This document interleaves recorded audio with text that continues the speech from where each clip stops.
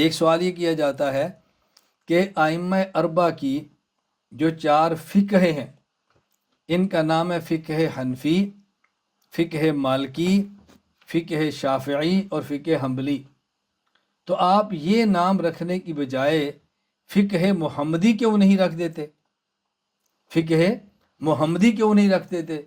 تم اپنی فقہ کی نسبت امام کی طرف کرنے کی بجائے، مجتہد کی طرف کرنے کی بجائے، کسی فقیہ کی طرف کرنے کی بجائے براہ راست تم رسول اکرم صلی اللہ علیہ وسلم کی طرف کیوں نہیں کر دیتے؟ جواب ذہن نشین فرما لیں۔ ہم نے کہا کہ اگر ہم قرآن کریم سے جو مسائل مجتہد ثابت کرتا ہے اس کا نام فقہ محمدی رکھیں گے تو بندے کو اشکال پیدا ہوگا کہ شاید یہ مسئلہ رسول اکرم صلی اللہ علیہ وسلم نے قیاس کر کے نکالا ہے، حالانکہ رسول اللہ صلی اللہ علیہ وسلم مسئلہ پیش نہیں کیا۔ تو ہم نے اس کا نام رکھا فقہ حنفی کہ یہ مسئلہ وہ ہے جو قرآن سے ابو حنیفہ نے نکالا ہے۔ فقہ مالکی یہ مسئلہ امام مالک نے نکالا ہے۔ فقہ شافی یہ مسئلہ امام شافی نے نکالا ہے۔ فقہ حنبلی اور یہ مسئلہ امام احمد بن حنبل نے نکالا ہے۔ تو ہم نے دیانت سے کام لیا ہے کہ جو امام مسئلہ نکالتا ہے نسبت اس امام کی طرف کر دیتے ہیں۔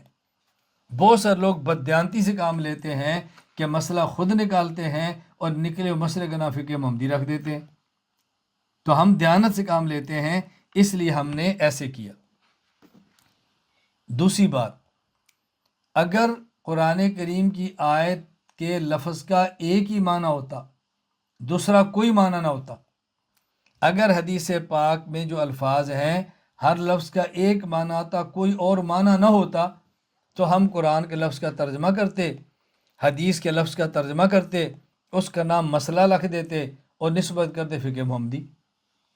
تو جب ایک آیت سے 2 مسئلے نکل سکتے ہیں اور مسئلے نکالنے والے بھی بعد کے ائمہ ہیں، تو اس کا نام فقہ محمدی کیسے رکھا جا سکتا ہے؟ اس کا نام فقہ محمدی کیسے رکھیں گے؟ اس لیے بات اچھی طرح ذہن نشین فرما دیں، الجھن کے اندر نہیں رہنا۔ میں اس کی بڑی آسان ترین مثال دیا کرتا ہوں کہ دیکھیں، احادیث کی بہت ساری کتابیں موجود ہیں، تو لوگ کہتے ہیں یہ حدیث بخاری شریف کی ہے، یہ حدیث مسلم کی ہے۔ ان سے پوچھو بھئی حدیث امام بخاری کی ہے یا اللہ کے نبی کی ہے صلی اللہ علیہ وسلم؟ یہ حدیث امام مسلم کی ہے یا اللہ کے نبی کی ہے؟ یہ حدیث امام طحاوی کی ہے یا اللہ کے نبی کی ہے؟ یہ حدیث امام محمد کی ہے یا اللہ کے نبی کی ہے؟ کہا جی اللہ کے نبی کی ہے صلی اللہ علیہ وسلم۔ پھر آپ کیوں کہتے ہیں بخاری کی حدیث؟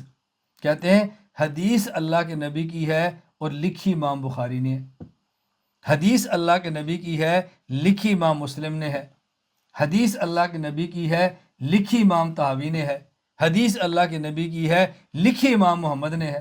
ہم بھی اسی طرح کہتے ہیں کہ یہ مسئلہ ثابت اللہ کے نبی کی حدیث سے ہے، لیکن نکالا ابو حنیفہ نے ہے، نکالا امام مالک نے ہے، نکالا امام شافی نے ہے اور نکالا فلاں امام نے ہے۔